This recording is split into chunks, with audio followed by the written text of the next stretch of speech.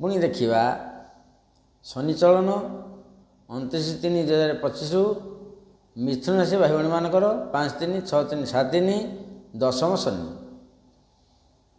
जदि शनि दशम रहिले ताले से कौन फल देवे मिथुन राशि भाई भाई मानू। मिथुन राशि भाई भाई मानकर हम दशम शनि तांकर दृष्टि रहिबो कोठी ना लग्न स्थान बा द्वादश व्यय स्थान को रहिबो। सप्तम दृष्टि रहिबो चतुर्थ स्थान को। दशम दृष्टि रहिबो जाया स्थान को बा सांग साथी विदेश को दृष्टि रहिबो। शनि दशम रे बृहस्पति क्षेत्र में वृष राशि को तृतीय दृष्टि भल काम रे व्यय होब। कहापाई त्याग करेंगे मझे मझे निद भल हेब नाही। गुप्त शत्रु नेत्रर किसी समस्या कठोर निष्पत्ति नहीं पारती। ये है बर्तमान द्वादश स्थान को जो दृष्टि कले। चतुर्थ स्थान कन्या राशि को सप्तम दृष्टि मातार टिके पीड़ा हो पारे बौर टिके पीड़ा हो पारे। मातृस्थान माई मौसी पीसी खुड़ी सब पीड़ा हो पारे। या कमिटी आपण मैंने श्रम दे पारती विदेले भल। पितृविरोधी मातृविरोधी हो पारे।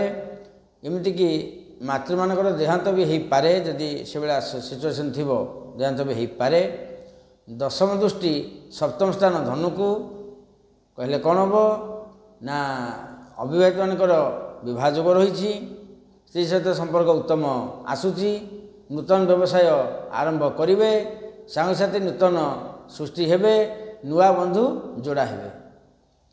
तापरे जदि आम देखा मे मास 15 तारिख रु जून मास 15 तारिख आपण टिके रही असुविधा समय। आखि रोग आखिरे मोतियाबिंदु कि आखि पता आखिर किसी समस्या आसूची ये सब जिन टे रही। सेप्टेम्बर 17 रु अक्टोबर 17 पितामाता पीड़ा रही। गृह में कलह जोग रही चोरचारी भय रही हुशियार रे। बर्तमान को जिते बृहस्पति आपण राशि के आसबेरी मिथुन को से सांगसाथी नुआ व्यवसाय मे 15 पर नुआ व्यवसाय जहाँ सब करेंगे चलो किसी असुविधा ना। शनि एमती सब आसुँच सब जाऊँच कहार 10 कहार 5 कहार 7 ता कर्म अनुसार से अनुसार शनि फल दे चलती ये असुविधा ना। शनि हेल्ले कर्मकारक भल कर्म कर भल फल कि पाइबा संपूर्ण पाइबनी कि मिल देखा परवर्ती राशि।